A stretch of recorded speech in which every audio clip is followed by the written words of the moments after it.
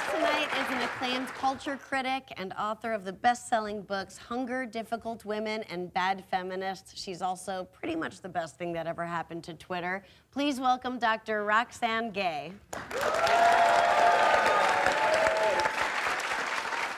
Your writing is so... Hey, actually, let me start. Can I start with something else? Yeah.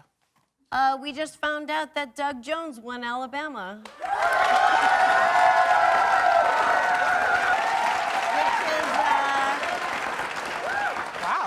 Very exciting. A little sad for me because I was Roy Moore's Jew lawyer. And now he's gonna fire you. Yeah. I'm so happy. What happened? How did that happen? I'm thrilled. Oh, black people. That's how it happened.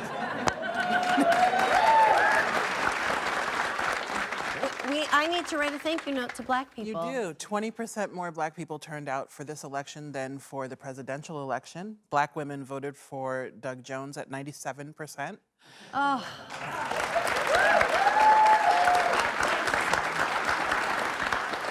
You're welcome. Yeah, oh, thank you. You're welcome. You're not an Alabama voter, but... No, I'm sure not. I'm sure not. I think it's awesome, but I also think it's horrifying because it was 50-49-ish. Yeah. Yeah. Your writing is so honest and so brave and so brilliant. And please go out and read all of Roxane's books right now. That's Roxane with one N. In Hunger, you start right off the bat talking about your own experience of surviving rape at 12 years old. At what point did you decide it's time to tell this story? Oh, you know, right before Bad Feminist came out, my agent and I were talking, and I said, you know, let's sell a book before Bad Feminist comes out in case it flops, so that I can, you know, at least have a second book in the works. And I thought, what do I want to write about? And the thing I wanted to write about least was fatness. I just thought, oh, I really don't want to write that book. And that's when I knew, oh, I have to write that book. Can we curse? Yeah. Oh, yeah. Okay, good. Balls, vagina, labia. I curse like a sailor, and just sometimes it is what it is.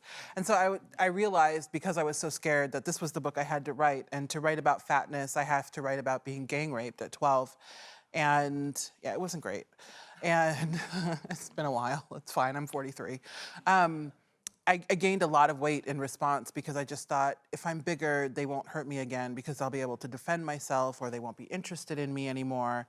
And then it kind of got out of control. And so I wanted to write a book about that.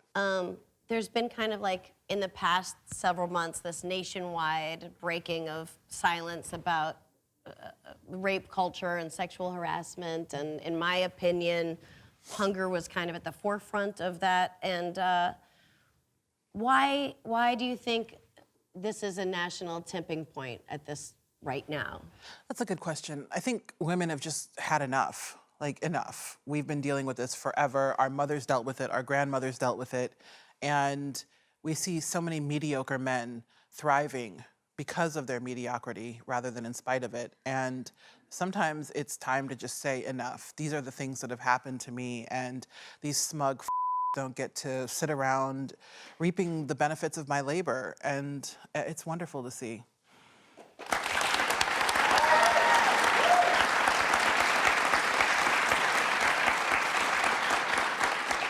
You said that nothing will change in our culture until men change. What would you say to men who say, you know, what can I do? Oh, come on, get it together. When you're hanging out with your friends, and they make degrading comments about women, which is not to say sexual comments. We all talk about sex. Oh my God, we talk so much. I mean, all the time. It's my favorite thing to do. But I think you know the difference. And when your buds are like saying really crass shit, it's time to start calling them on it. And when you hear stories of men crossing that line, call them on it, because men have to fix this. This is not a story that women can address by, you know, the Me Too thing, which I thought was great, but we don't have to tell our stories. You know our stories. It's time for men to just grow the up and realize that, no, you can't grab ass at work. It's just, you have to wait until 5.